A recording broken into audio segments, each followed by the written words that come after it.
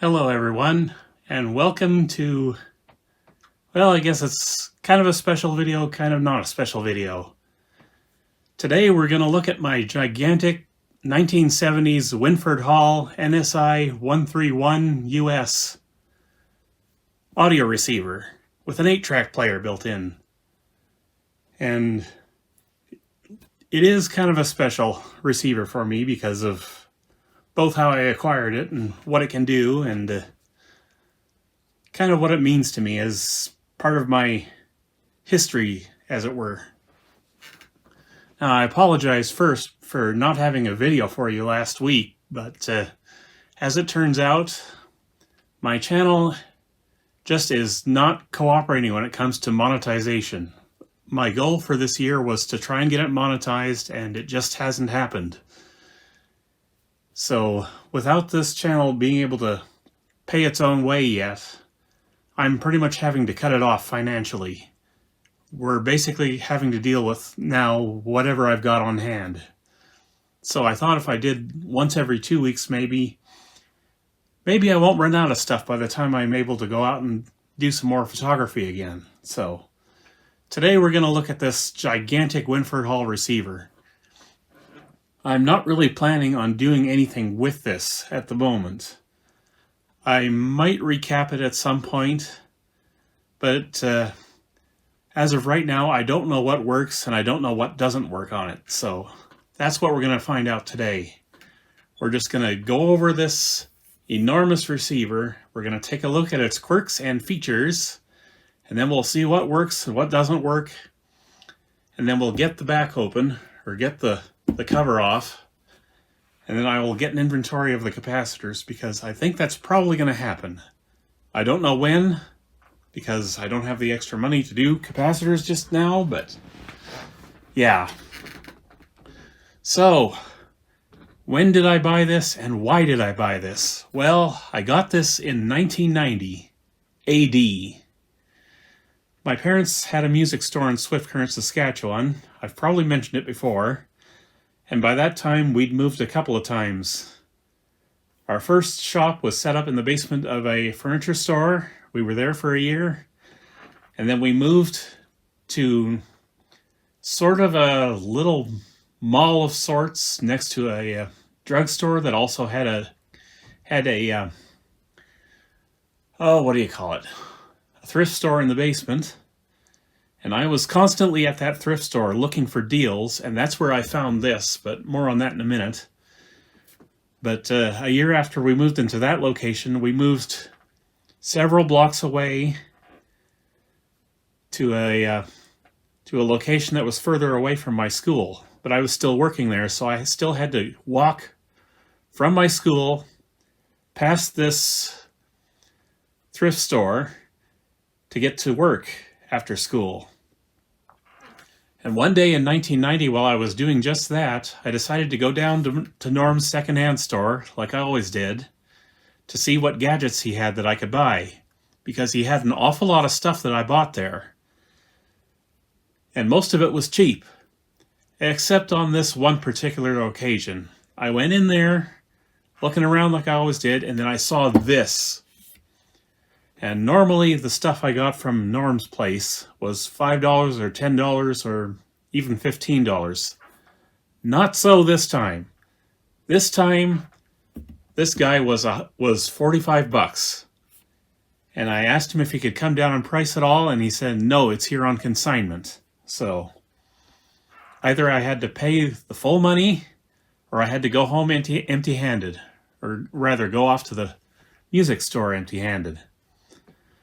So I took a look at it real carefully. I saw one particular feature that made me have to have it, and then I just bought it. I paid the full $45. I grabbed this across the top, and I proceeded to just walk it over to the music store, which was really hard because this guy weighs a lot.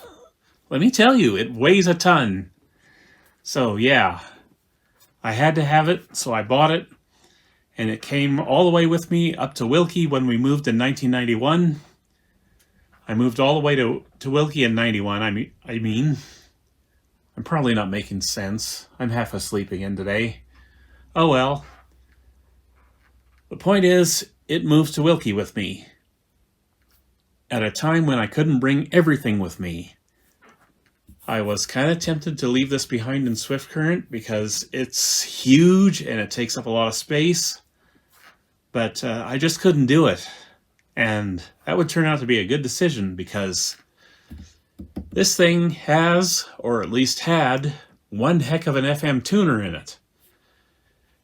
Now, I don't know if you guys are familiar with Wilkie at all. Probably not. But it's a small town of maybe 1,200 people. It's located maybe 30 to 40 kilometers away from the city of North Battleford. And one of my profound annoyances about that situation was North Battleford didn't have any FM radio stations at the time. If I wanted to discover new music, I had to do it either through Much Music on TV, through a monophonic speaker output on my TV set, or I had to count on the 1 or 2 days it was possible to pull in the FM stations from Saskatoon, which was 157 kilometers away at the time. And I don't mind telling you that not a single one of my boomboxes could do that. They just could not pull those stations in, not even in mono mode. But this could do it. You see, there's a couple of jacks in back. You can plug in an external antenna. So I had a set of old Radio Shack rabbit ears that I attached to the back. And it wouldn't always do it. But once in a blue moon, this guy would not only pull in FM stations, it would do it in stereo, like the station was next door. And in fact, that's how I discovered Billy Idol's Eyes Without a Face. Heard it for the very first time on this, and it sounded amazing.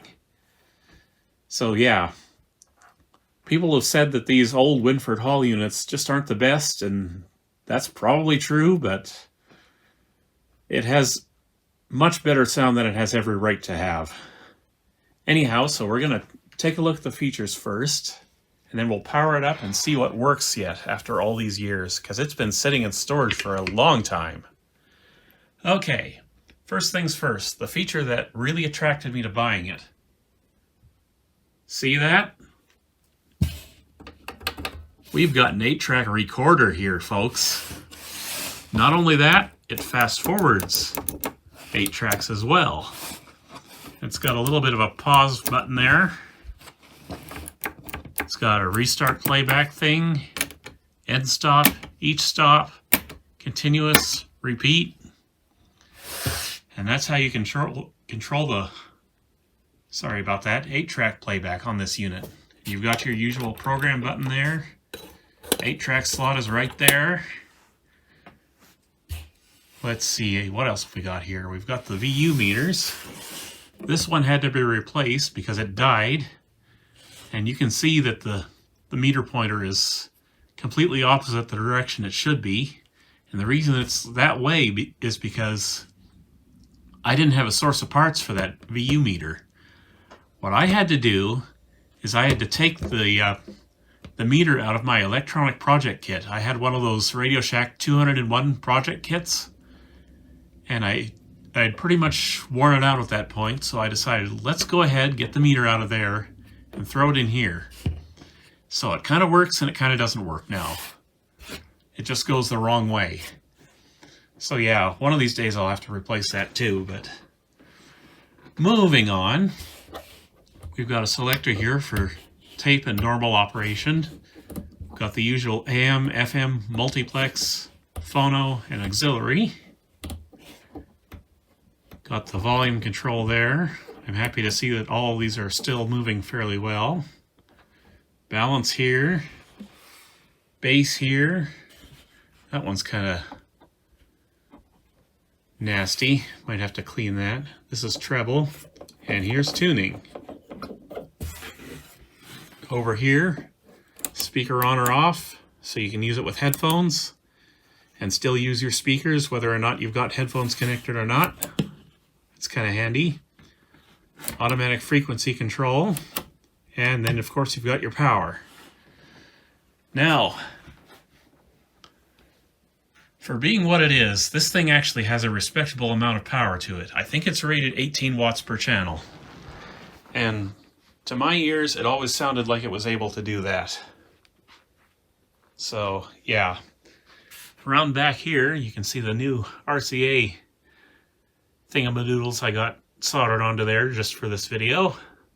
We've got an outlet here. I believe it's switched, so that can be helpful when connecting a tape deck. We've got a line out, auxiliary in, phono in, ground for the phono in case you've got moving magnet turntables or whatnot. And there's your antenna feeds.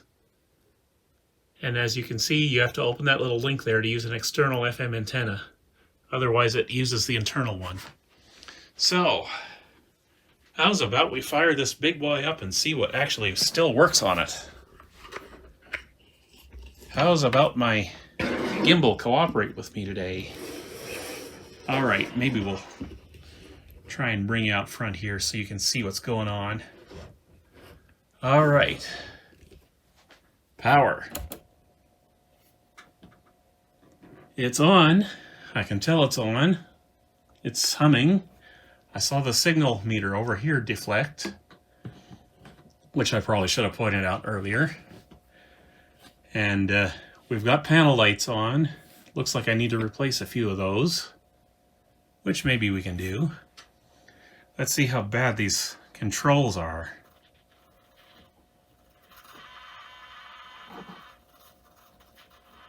Yeah, they're a bit scratchy, but not too bad. I've got a couple of Chrysler Infinity speakers set up so we can actually do something with this. Right now I've got her on AM, so let's see if AM works.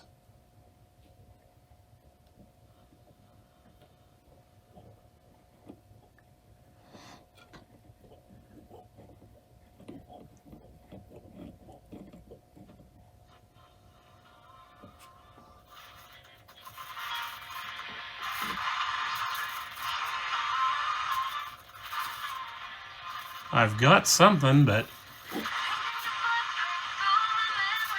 I've got her cranked in order to hear anything. I think the speaker control was a bit flaky the last time I used this, so let's cycle that a few times.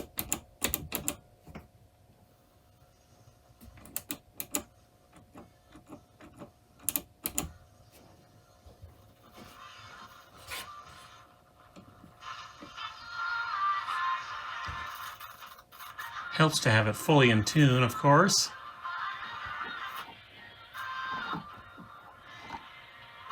Now, the last time I seriously used this, one channel was significantly quieter than the other. And I'm guessing we've got some issues with that now. I don't know if you can see it, but the signal strength is showing something there. We're about halfway up the dial there. But what I want to check out is whether or not the FM tuner is still working, because this is one heck of an FM tuner in this thing. I've got my little car adapter Bluetooth thing hooked up, so oh, it looks like we've already got a multiplex signal here. That's lit up. Now the signal should be on 87.9, so that's way down here.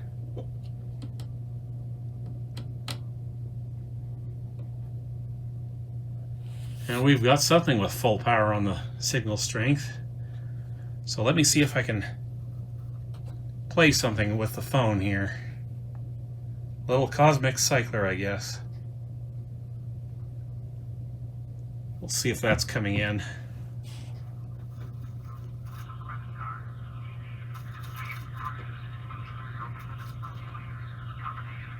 Oh, it's there, but it's real quiet.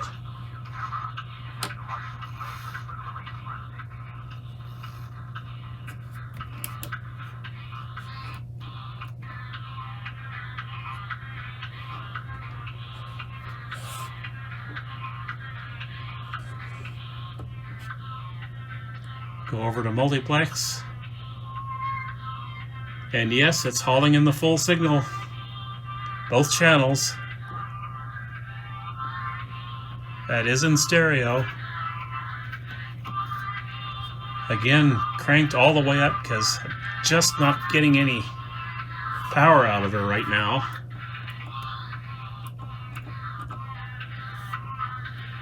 But that's encouraging.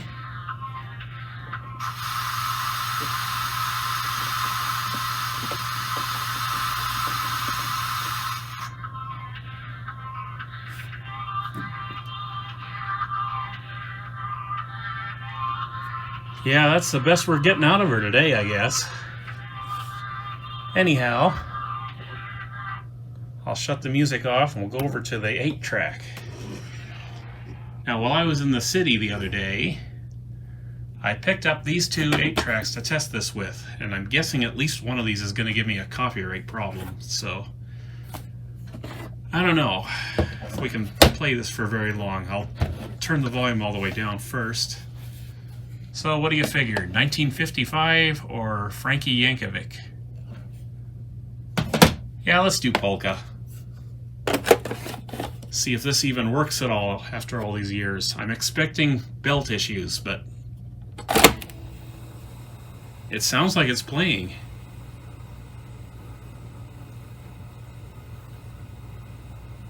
But I don't hear nothing.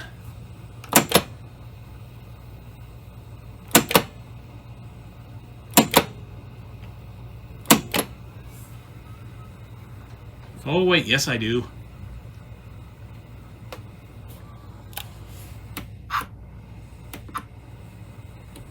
It's extremely quiet.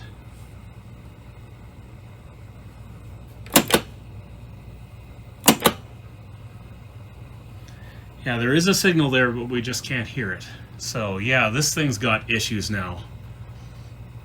This will probably have to be a full project at some point if I want to keep it in good repair, and I do, because this thing taught me Billy Idol. So I want her to be working. Let me try the other tape while we're at it. I don't think we'll get anything out of it.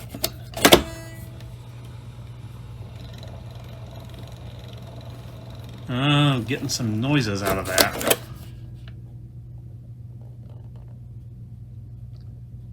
I'm not sure this is playable. Got little bits of felt coming out of it, but we'll give it a try.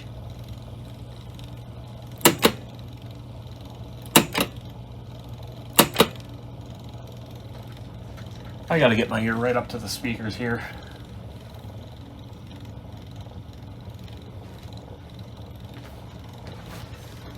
No, if she's doing anything, I can't hear anything. Of course, turning up the volume might help too.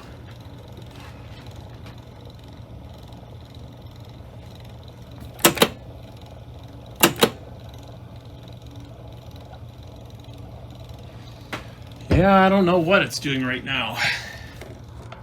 Sounds like this tape might be a little damaged, so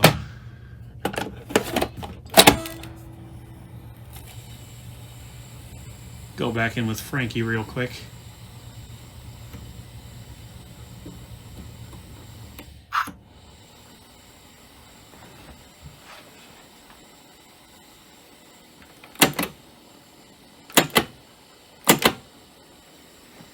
I think we've lost all our audio out of this thing. At least from the tape deck.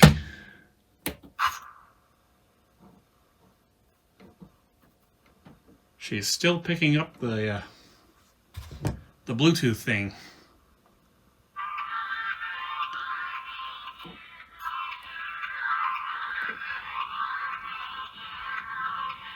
But yeah, I'm pleased to find the tuner working this well. The amp isn't working too well, but we're going to find out more about that once we get inside the unit. Now I'll just show you real quick, since I forgot, how some of this stuff works over here.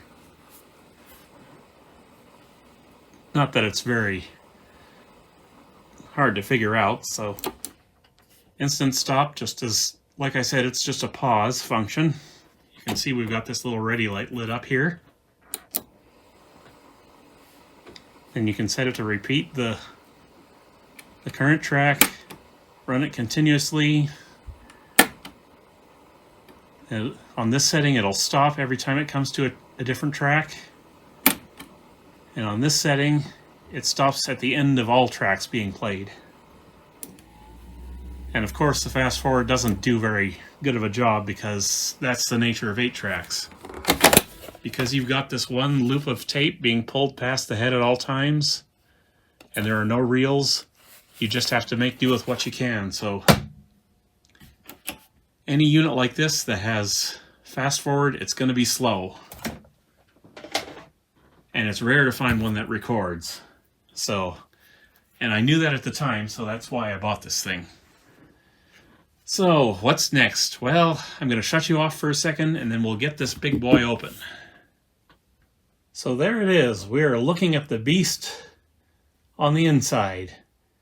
And as it turns out, and I'd completely forgotten about this, I've actually replaced a couple of the panel lights before because I'm remembering now that every single one of them was burned out, including this one. So that's probably gone. So if I do a restoration with this, I'll have to figure something out for panel lights, but for now it is what it is. So you're probably wondering who made this gigantic thing for Wynford Hall, because I'm pretty sure Wynford Hall was not a company that actually made anything. Well, I've had my suspicions for a long time that it's Sanyo, but I'm not 100% sure about that. Maybe you guys can help me with that. Maybe you'll recognize something in here that I don't. I'll get you off the table here. We've got a chassis number right there.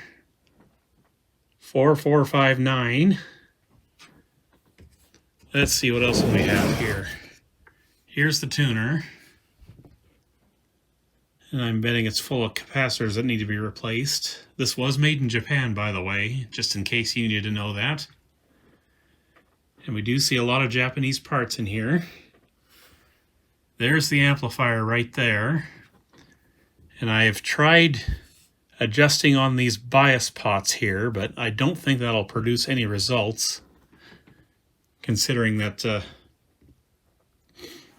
it's just really quiet in general, and I think it needs a full recap. That's all it needs, I think.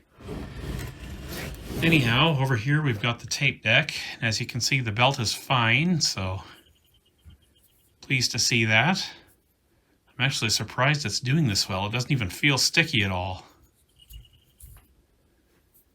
That thing's really held in there for the age.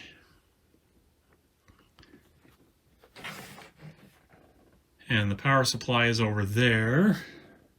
It's got one giant capacitor and one smaller one.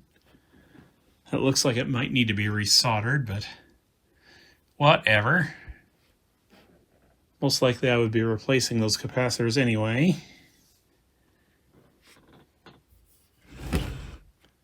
So yeah, now that I've adjusted on those pots a little bit, I want to see if I can get any more out of the amplifier of this thing. So let's turn it on again.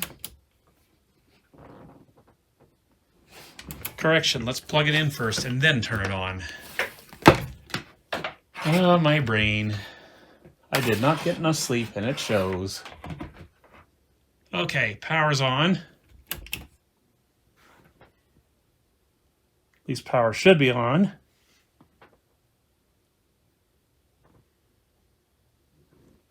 Hello, big boy. Are you doing anything right now? Huh.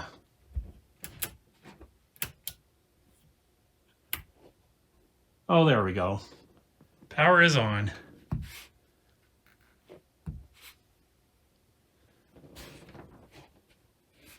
And I've got the FM tuner going again.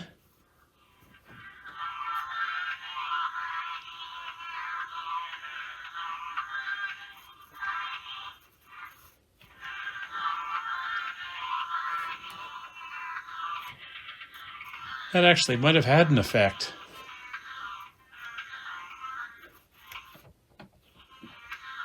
because I'm getting more volume out of it now. All of these pots and switches need cleaning up there. Anyhow, that's your look at this beast of a Wynford Hall unit. Let me see if I can show you a few more markings so you can help me identify who made this. Probably not much help, but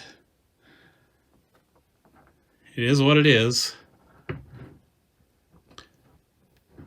Got your adjustments for the 8-track right there. Both azimuth and crosstalk. And I might as well show you the 8-track working from behind since we're here and all.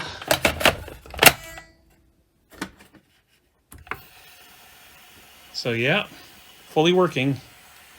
And you could also see those lights light up in the VU meters too. I believe there's one for red, there's red and green here. So green is playback, red is recording.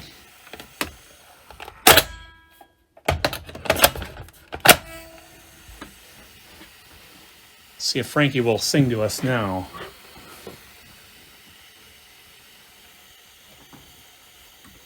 No, I'm still not getting much signal going through.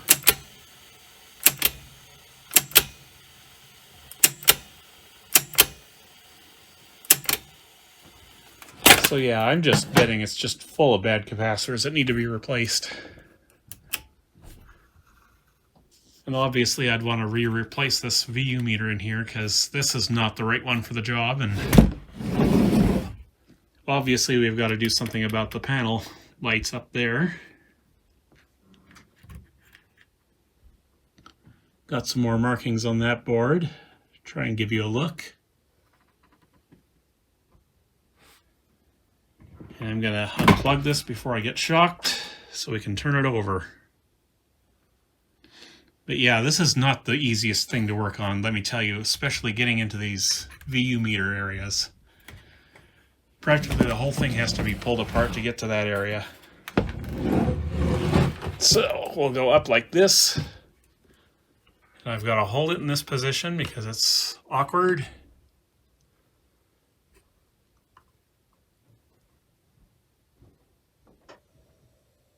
There's our tape area there. And yeah, I don't know exactly what prompted me to think Sanyo made this, but it's just kind of the impression I've always gotten from this unit.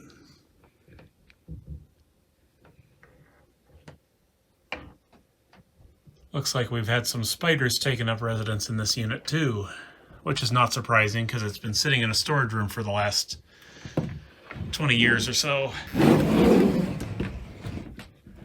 Let's see, is there anything else I can show you while we're here? I don't want to leave anything out. No, I think that's about it. As far as Wynford Hall as a company, I really don't know much about them. I've seen some of their other offerings, usually 8-track tape players, and I think they had one portable at one time, and I know they've got more than one of these receivers, so I really just don't know very much about this company or who they contracted to for their equipment. But with this being from Japan, could be Sanyo, could be Panasonic / Matsushita, could be any number of companies out there. So yeah, I am going to have to put this back together now, and then I don't know what. Should probably have a few words with y'all about my channel here while we're looking at this big boy. See, I'm having trouble trying to figure out where to go with this channel over the next year because I spent so much money this year trying to get it to monetization status, and it just hasn't worked. I'm doing okay for views. It's just the subscriber count just has never gone up that far to support monetization. Otherwise, I think my viewing hours will be there maybe by summer of next year, I hope. But yeah, I'm really struggling here to try and figure out, A, do I want to keep doing this stuff with this channel? Or B, if I do keep wanting to do this, what am I going to put on the channel? Because there's just not going to be that much money next year. So here is what I was thinking. I've mentioned before that I consider myself a novel writer first and a photographer second, and an electronics tech third these days. Now, what I'm kind of thinking, since my anxiety disorder has always been a problem in terms of what do I do with my novels after I get them finished, because my anxiety disorder does not want me to sell this stuff to publishers. I've never been able to get around that mental block of nobody's ever going to buy this stuff because I'm never going to be able to show it off. But here's what I was thinking. What I could do is I could take my camera out someplace and record some video and read a chapter out of one of my novels. Most specifically, the second one, my second novel. It's the one that's in the best shape. It's half done, pretty much. And it's the one I'm most likely to finish in the future. I was thinking, yeah, I could just go out, get some footage, read a chapter out of that novel. It's a rough draft, which is kind of a problem for me, because I don't want to let any of my stuff out there halfway finished, but if I do it this way, then I can involve you guys on my writing process, and kind of, maybe it'll be a team effort then. And then maybe I'll feel better about the finished product if I can see that people are actually enjoying the stuff I have to write. And I know what you're thinking. This guy's always talking about novel writing. I bet he's like Brian Griffin. He's always talking about it and never doing it. I bet he's never written a novel in his life. Well, folks, I got 186,000 words for you. That is my first novel, right there. All 700 and plus pages of it. And it used to be bigger, if you can believe that. Yeah, it's just really impressive once you take a look at it like this. But yeah, 704. That's page 704 right there. Yeah, this kind of thing makes you real thankful you've got an old HP LaserJet 5N, because it blasted right through this when I asked it to print it. See, I figured if I had the entire novel in printed paper, that I'd be more willing to work on it some more. But as it turns out, this novel, being my first, is way too unpolished. It's full of problems. It's got a Mary Sue for a main character, which drives me crazy these days. So the idea is to rewrite this, but I can't rewrite it yet because I have to do the prequel novel first. And I've just started that. Or rather, I had just started that before I stopped writing altogether. So yeah, there is a lot of work to do before you ever see a word that went into this. I think the last 50,000 words are actually really good, but yeah. See, what happened was, I started this in 1993, and I sort of worked on it in fits and starts throughout the next decade or so. But by the time I moved down to the part of the province I'm in now, I'd kind of lost all interest and all hope. I was going through some stuff mentally with my mental health, and I just couldn't finish it. So I had resigned myself to never writing again, so I started... Or rather, I'm getting all confused here. So I started with another novel. Rather, I started a short story, I think it was, to see if I still had the inclination or the ability to write in me in 2002. And long story short, that one kept going. It turned from a short story into a novel itself, and that's my second novel. And it's, like I said, it's halfway done, so it's nowhere near this size. I think I've got about 50,000 words on it, so far, but who knows what could happen. Now, I am going to caution you, I'm just like George R.R. Martin in the way I write novels. I'm an exploratory writer. I like to see the novel as it unfolds. I don't have the ending in mind. It's just how my brain works. If I try to do a conclusion and then write towards it, it just has never worked for me. Ever. I've tried it several times and my brain just locks right up when I try to do that. So it has to be the way I do it. So here's my promise to you. I'm not going to pull a George R.R. Martin. I love the guy. I love his work. But I've seen what happens when you try to write a multi-volume epic fantasy and you write the way I do. It can get out of hand real quick. You can lose track. You can just create more threads than you can tie up. And yeah, I feel real bad for George, honestly. I love him, but I wouldn't want to be him for the world at this point. So, but I'm still hoping he gets Winds of Winter done, because I really want to read that book. But at this point, sorry, George, I'm going to have to wait for both of your novels to come out. I'm going to have to wait for the entire series to be finished, because I can't invest that kind of time in reading any more novels if I'm not going to get a payoff. So that's where I'm at on that chapter. So the plan as of now is for me to try and talk myself into doing this on the channel for the first thing, and then I'll just have to figure out a date in which a date in which I can start doing those videos, because I actually prepared for doing those videos while I was in Banff. I got 3 or 4 videos where it's just scenery, just babbling brooks and stuff like that, and mountain vistas. I could have done more of those than I did, but I got at least 4 of them, I think. And we'll try and mix those in there too.